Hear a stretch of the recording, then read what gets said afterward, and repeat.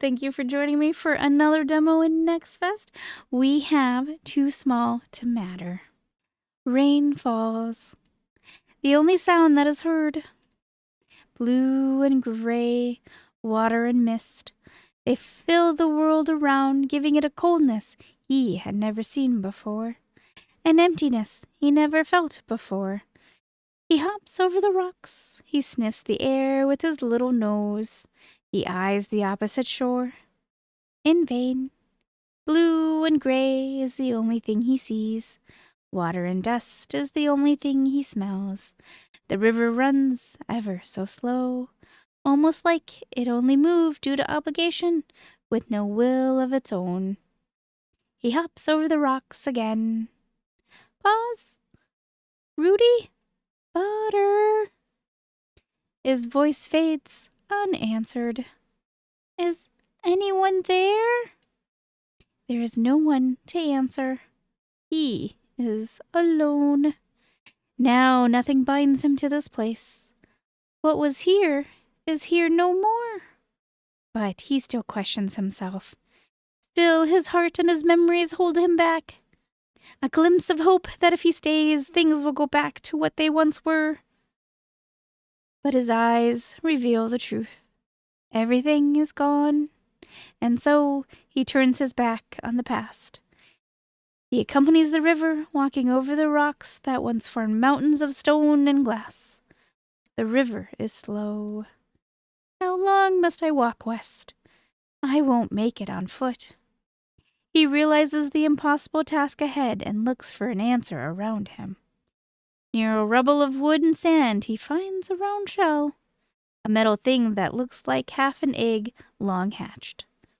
He sniffs it just to be sure, and his nose assures him confidence. He places little paws on the cold shell and pushes it into the river. With a small splash, it's baptized by the water and starts to move as commanded by the slow river.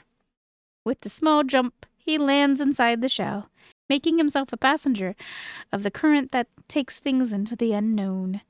Rocks, branches, pieces of metal and scrap, small pamphlets of paper and other countless things he was never able to name, all passengers of the river's flow. Once a vibrant world, now reduced to ashes. Why? He asked. Asked a question he would never be able to answer. Questions things that were beyond his comprehension. Was he not in the right to ask those questions? What did he do to deserve such ignorance? What did all the other mice do to deserve such fate? He was too small to deserve an answer. Too small to matter.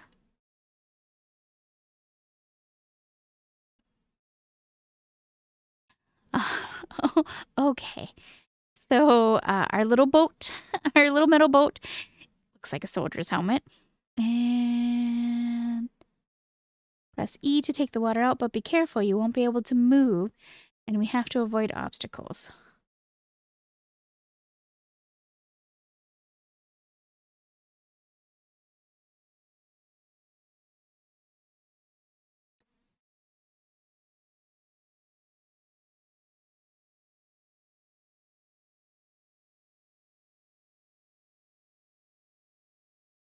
It's a very quiet game.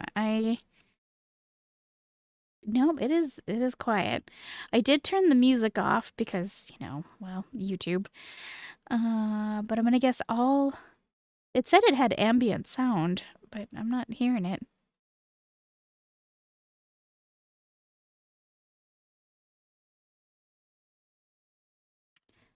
Oh, okay.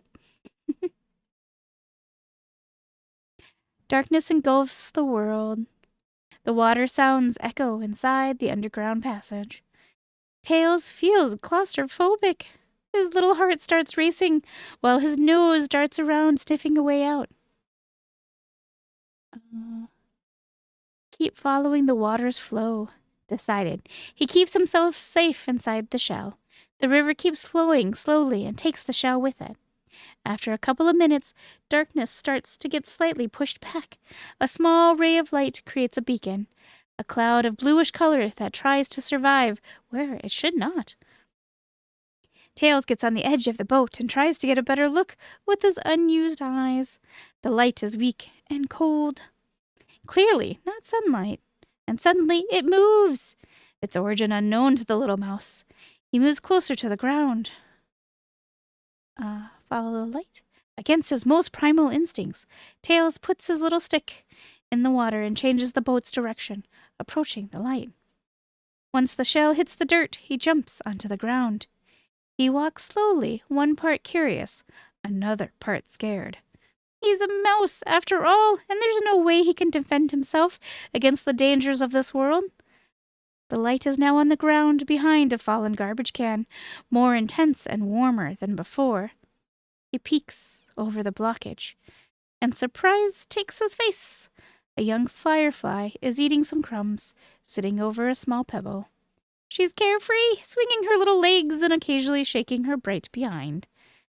It is contradictory. The dark and scary surroundings are disarmed by the smile of a clearly innocent bug. Teo loses his fear and stands over the trash can so he can see the firefly better. On that moment, the bug takes notice. "Oh, hi there, friend. My name is Sparks, and I'm a firefly, as you can see. What is your name?" The mouse is unsure on how to answer. "Hi, my name is Tails. I'm a mouse." And the bug waves, satisfied with the response. "I'm just finishing. Are you hungry? I believe there are some crumbs left where I found this one." No, thanks. I'm not hungry." "Why are you here?" "Oh, well, it's a very long story. I was flying with my mother when the big booms happened. We got separated, and after that, I went looking for her. Didn't find her, though. But I found food." Her face lightens up, and she shakes the small piece of bread. "Have you thought about what you're going to do?" "I am going to help you get out of here, of course. You don't have a light booty like me." The mouse isn't able to hold a smile at the comical remark. "That would really help me, but shouldn't you look for your mother?" "Don't worry, I'll find her eventually. Right now, it's you, the one who's lost." She finishes the crumb with one last bite and flies towards Tails, still munching. "Where are we going?" "I have a big shell that I'm using to follow the river. I think it might lead us to the surface." "Fantastic! I always wanted to swim in the river. Although my mother told me it was very dangerous for my wings. But if I go inside the shell, I'll be dry." "You're very smart, Mr. Tails." The mouse feels a bit flattered by the compliment and takes the bug with him to the half shell. The firefly sits on its border and the mouse pushes it into the river. Now, with Spark's light, it is easier to navigate through the rubble, and soon they'll find the exit.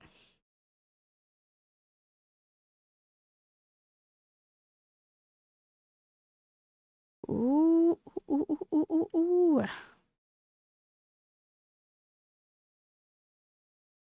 So whatever happened was not good. I guess we can probably confidently say the fact that this is a military helmet that we're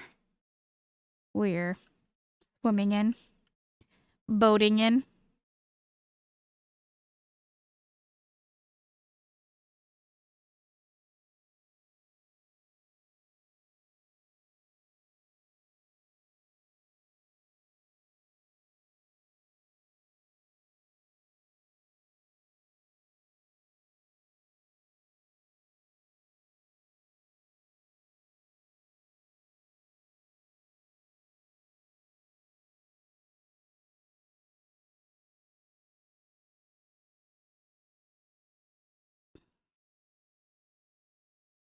As sunlight begins piercing the darkness, birds start to be heard singing their melodies. The cold and gray tunnels give way to a small forest painted in colors of golden brown, orange, and red. "We made it! All thanks to you, Sparks." The young firefly glows with happiness. It's good to be around nature again. At least this place seems to be unscathed. Yes, tunnels and stone forests can be quite depressing, especially if they're all reduced to rubble with no life around. The mouse understands what the end of the tunnel means to the relationship of coincidence. Thank you for your help, Sparks. I think this is where we part ways. The firefly looks confused. Why? You don't like my company? No, that's not it. I suppose now you gotta go find your mother. What about you? Well, I'm gonna keep going west, to a place where I can find my kind again, without fires or explosions. A place of peace. That seems nice. Can I go with you to this enchanted place? What about your mother? The firefly smiles. She's going to find me, I'm sure. We fireflies always manage to find each other. Her hope is unwavering. Well, in that case, we'll keep on traveling together. Yay! Tails smiles happily. The sun is going down, so it's better if we find a place to sleep. Are we going to sleep in the forest? Yes, I suppose we can. I'll put the shell in a safe place. Meanwhile, try to gather some wood for the fire. The firefly buzzes away with a smile on her face. As the moon approaches, they get ready to spend the night together. It's going to be a long and arduous trip. But for a moment, hope reigns uncontested, and they dare to dream. The end of day 1. Food is medium, hope is high. Keep going. Oh, this is going to break my heart. Oh, now we're well rested, they go back to the river. Morning goes by fast as they keep sailing west, till finally they stop. A stone bridge appears between the trees and over the river that now narrows and slows a bit. There are no songs, either by flying birds or climbing mammals. Silence is now the primary sound. Something is wrong. Stay close, Sparks. The firefly nods silently. A chirp pierces the emptiness. A desperate chirp, clearly screaming of hopelessness. As the helmet approaches the bridge, they see a bird fighting against a net of sharp metal claws. Trapped, it's trying to free itself, but each movement makes the claws pierce him painfully. We're gonna help. Poor thing, we have to help him. The mouse doesn't answer. He just steers the helmet towards the shore. It hits solid ground and both animals dart in the direction of the trapped one. The bird is clearly desperate. Help me, please. I can't get out. I've been trying for hours. Don't worry, we're going to help you. Just stay still, or you're going to hurt yourself even more. Blood is already running down one of his wings.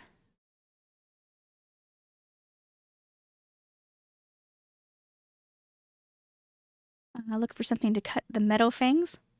Looking at the trap the bird got himself into, Tails understands it's too difficult to free him with his own little hands. The best way is to use something else. He looks around at the ground and the bushes. Sparks, help me find something to cut these wires. You got it.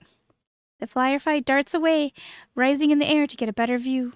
A few moments pass as they both cover a large area in search of the perfect item. Tails, I found it! The mouse approaches the young bug and sees a piece of sharp glass buried in the dirt. With some effort, he digs it out and takes it to the barbed wire. What are you going to do with that? Just stay still. The mouse places the glass edge against one of the wires and starts to cut vigorously. The entire trap shakes. Stop it! Are you crazy? It hurts. Tails ignores the bird's cries. With determination, he starts cutting again. Everything shakes. The bird starts to cry again for him to stop. But Tails is decided. With every moment, the fangs pierce the bird, making blood run red. Until suddenly, the bird stops moving. Tails, I think he... The mouse, blinded by his task until now, raises his head to meet the trapped animal. He's dead. Blood is running everywhere. He should have stopped cutting. Oh, and then we just jump back into the boat. That is terrible.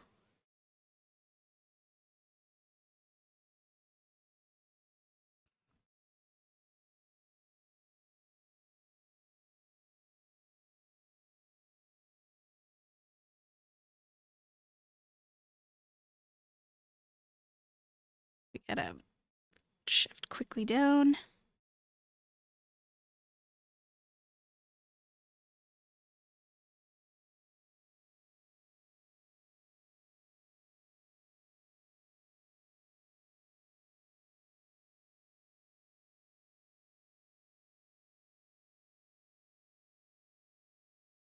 So, clearly war-torn wherever we are.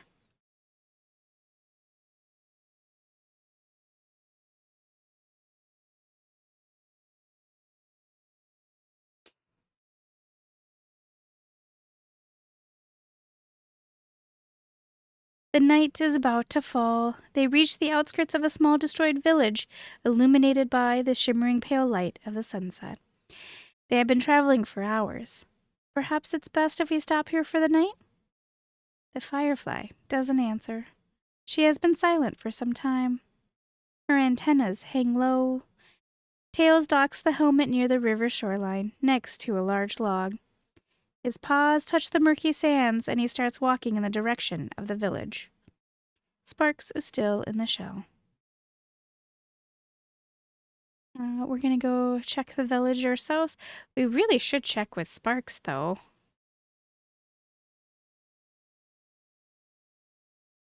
I don't know what the...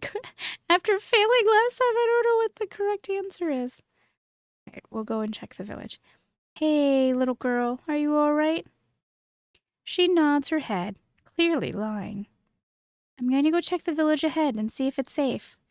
Can you stay here quiet until I come back? Yes, Mr. Tails. The mouse kisses her forehead and then runs towards the village. Now closer, he sees that most of the buildings are reduced to rubble, with the house he was eyeing one of the few that could offer any kind of shelter. Craters make the path uneven, and what were once fences are now piles. However, the village seemed deserted, and deserted means safe. He didn't want to stay too much time away from the little bug, so he urged back. Sparks was still sitting quietly on the shell. Good news, little one, the village is safe. We can spend the night inside of the houses. Oh, okay. The firefly starts flying slowly in the village's direction. She is clearly affected by what happened at the bridge. Once safe, Tails should cheer her up. Their steps echoed inside this destroyed building. Here, at last, the wind didn't bite them. Tails was able to build a small shelter of leaves and twigs. It took a bit of time without Spark's help. Who could blame her? She sat in a corner sniffing occasionally. Hey, little one, did you want to join me in this cozy shelter? The bug nodded and flew inside, bringing more light to the place. It's cozy. Her faint smile was enough to cheer Tails. Now that the night rained, they scraped the little food they had into a tasty dinner. Soon they would eat the last of their supplies. Perhaps it was a good idea to go and find more in the village. Or perhaps it was best if Tails spent some time with his companion. We're going to talk with Sparks. Right now, hope was more important than fighting hunger. Her mother always taught him... His mother always taught him the spirit was as much important as the body, and right now his friend was suffering. Tails looked around and found the firefly's light high above on the parapet of an open window. Nimbly he climbed onto it and sat next to Sparks. She was shining her light brightly into the night. Hey, Mr. Tails. Do mouses like to stare at the dark too? Not usually. I don't think most animals enjoy the dark. The firefly lowers her head. Oh, that's unfortunate. But I bet fireflies do. Spark's face lightens up. Yes, we do. It's thanks to it that our lights can shine so bright and be seen far, far away. The mouse lets out a smile. I think I can understand that. His eyes look towards the infinite void, and somehow he finds quiet and peace. After days of catastrophe and apocalyptic chaos, the silence was soothing. Furthermore, no destruction could be seen without the sun. He could imagine everything beautiful again. A few moments pass. Why did he have to die? The words pierced the silence abruptly, leaving Tails apprehensive. He knows he must tackle this problem, or his friend might lose hope. It was mankind's fault. We did the best we could, but look around you. Those who destroy our world, those who kill all beings, they were the ones that killed that bird. The firefly lowers her head with sadness. But we couldn't save him. We were too weak to save anybody.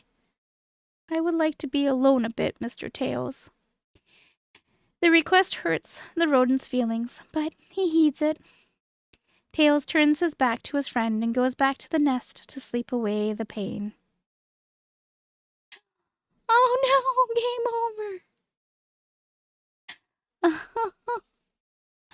Oh, I don't know if I like this at all. I don't like being responsible for these little guys.